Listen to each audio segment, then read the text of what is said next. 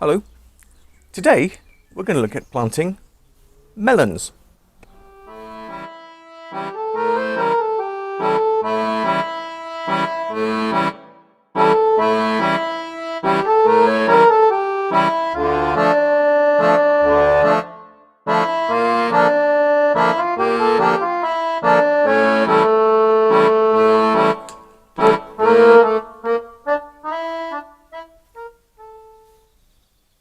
I'm going to start by planting melons in these little biodegradable pots. I have an empty one here. They're made of wood pulp. Good thing with these is you can plant into the pot, and then when you need to plant them in the soil, you plant the whole pot. You don't need to try and take out delicately the plant to transplant it. You put the whole pot in and forget about it. So now I'm going to put a couple of melon seeds in here. The one thing to note with these pots, and certainly these very small pots that I'm using, you need to keep an eye on them to make sure they don't dry out, because they'll dry out very easily, and they need to be in a sunny spot because melons need a lot of heat. So put them somewhere that you pass by very regularly so you can keep an eye on them and water them whenever necessary. That may be maybe even a few times per day. Here we have a big container. Again, something I've recycled, but a very large container which will allow melons to grow here. We don't need to transplant them afterwards. So what I'm going to do is, as I did before, just push them in a little bit just under the soil surface. And of course, this is always followed by good watering every time we plant anything. And I'm going to put in quite a few because there's always a number of seeds which won't germinate and make it through to the adult stage. So as I said, I'm putting in a fair few here. This must be, I'd say about 10. And hopefully all we need is one or two to come through, and that will certainly not only fill this container, but will then overflow into this area which I've reserved because it's a kind of crawling plant which produces enormous amounts of leaves and likes to spread out as much as possible. Here I have a raised bed, and I'm going to do something similar to what we did with the container. Difference here being, instead of letting it spread all over the garden, so when the melon or melons grow, instead of actually spreading all over the lawn here, what I'm going to do is I'm going to put some kind of trellis in place which will allow them to grow upwards, similar to what we do with tomatoes, which is another kind of crawling plant which naturally would just crawl all over the ground instead of growing vertically. But we gardeners, as a space-saving measure, and also for other reasons to avoid diseases and little pests, we tend to grow them vertically. So I'm going to do the same thing with the melons and see if that works. This all again is a very, very sunny spot in the garden. So again, like with all these sunny spots in the garden, we have to keep an eye on things and ensure that watering is done on a very regular basis. And here again, I've put in a lot of seeds because some seeds will just fail. Others will start to grow and be attacked by the local pests, which we try to keep an eye on and hope that their natural predators will deal with them. But there are going to be losses. There always are. That's all part and parcel of gardening. Now I'm going to transplant my melon plants that I've grown in the little biodegradable pots. They've been growing for about a couple of weeks. I'm going to put them into this blue container here. I've put holes in the bottom, and then there's hay in the bottom of the container to help with drainage. I'm going to fill it with a mix of soil and manure. I'm going to fill the container about 2/3, and then I'm going to put in my famous not so secret ingredient, which is nettles. Then I'm going to fill up the whole of the pot with more soil and manure, and then we pop in the melon plants. Notice they're in biodegradable pots, so we don't need to take them out of the pot. This lessens the transplantation shock of the melons into the soil. And of course the biodegradable pots will do, as their name suggests, they will slowly disintegrate in the soil, and the roots of the melons will just pass through them and into the soil around them.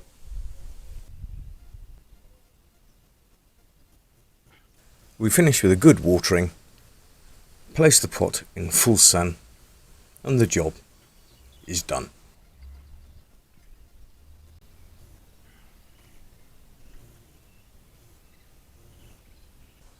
Let's take a look at these plants in the raised bed and in the bins. Notice that they were sown at the same time as the ones in the little biodegradable pots, but they've already developed much more. It's time for another update. Here I have the melons we planted in the little pots and then transplanted those biodegradable pots into a bigger container. It's flowering and so on and so forth, but as you can see, it's not particularly impressive. It's actually quite small, and as I said, I'm not overly impressed with the progress that these melons have made. So here we've had a lot of work. We've been looking after these melons as if they were our children, and on the other side here we've got the melons where I just simply planted the seeds in the raised bed and forgot about them, apart from watering regularly. And as we can see, this is already producing lots and lots of melons. They're absolutely everywhere. It's spreading out as I thought it would. I've put some kind of grills around the edges, these kind of little sort of grill fences, to contain it a little bit, but even so it's still relatively well contained, but already producing lots of fruit. And as you can see just by the size of the leaves too, it's in much better shape than this little thing, which has demanded so much hard work. So sometimes less is more, and this is a perfect example of that. Again, these seeds were planted directly into these bins and just watered. No real effort involved at all, and again they're prospering, producing lots of lovely melons, and again I think we're proving to ourselves that maybe just planting the seeds directly, certainly in my garden, is a better way of going about growing melons than starting them off in little pots and all the work that involves. The melons are now ripening, and in a moment we're going to look at how to choose the optimal moment to pick them.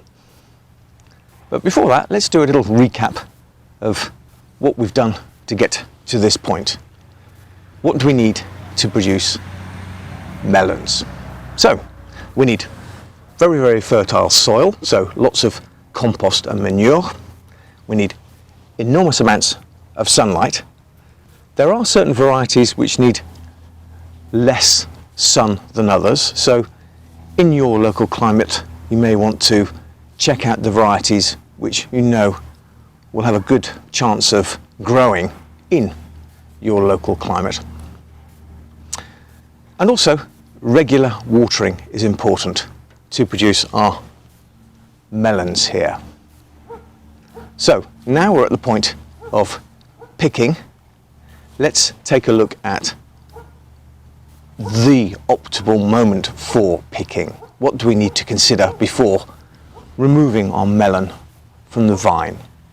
One thing, the little experiment here in my garden has shown that direct sowing is the best option for me here. Okay, the experiment was not, I would say, a scientific experiment. There were lots of variables involved, but certainly for me, I think direct sowing is the best option here.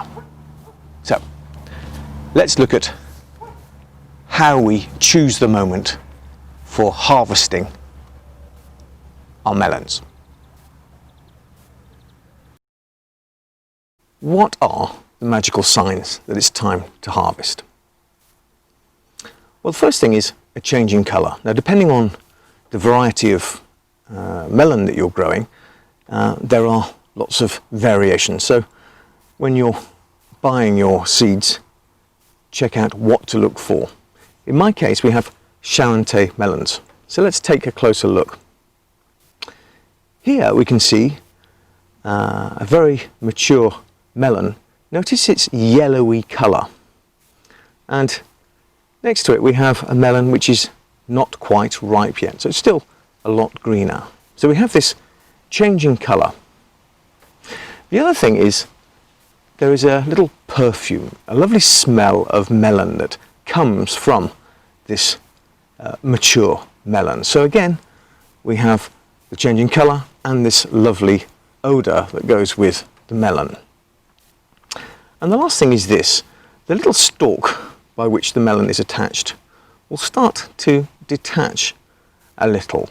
In fact, the melon may well fall off the stalk itself, so you know very much so that it's ready to go. It is very much ripe. However, if you try to remove it from the vine by hand, do this gently and the melon should simply come away in your hand very, very easily. This is an indication that it's very much ripe. If it doesn't, if it resists, this means it needs to be left on the vine a little bit longer. So leave it for another day and check the following day to see if it's ready. But it will very much come away in your hand when it's ripe. So there, we have 3 very useful signs of knowing when to harvest our melon. You may want big family size melons. So there are a number of things we can do which will influence the size of the melons. First obvious thing is to choose a variety of melon which produces big melons. The other thing is when we look at pruning. Now here I haven't pruned my melons, and the melon plants are producing lots of what I call mini or portion sized melons because there's been no pruning whatsoever. But what you can do is you can, for each vine, remove side shoots which are going to produce melons, so that you have maybe 1 or 2 melons growing per vine. This means you'll get, of course, a lower number of melons, so you're going to get less melons, but you're going to get bigger melons. So the choice is yours. I personally find it a pain in the neck to go round trying to untangle the vines and to prune them, and also there is a difference in taste between the small melons and the big melons. So big or small fruit. Big fruit has the advantage that you have enough for the family. So if you have a sizable family, You've got plenty of fruit there to share around, but the flavour is not so pronounced as the small fruit, and it's often not quite as sweet. The other thing to remember is you need to finish the fruit within a couple of days, because it certainly won't conserve very well. And even if you haven't opened the fruit, melons can't be kept for a long time. The advantage of the small fruit is they are portion sized. That suits me rather well, because my wife is actually allergic to melons. She can't eat them, so I have melons which are actually one portion size, which suits me so that I can have that as a dessert or maybe an afternoon fruit snack. So, the choice, as always, is yours. But whatever you choose to do, melon is a fantastic summer fruit and should be enjoyed by all. So, enjoy your melons.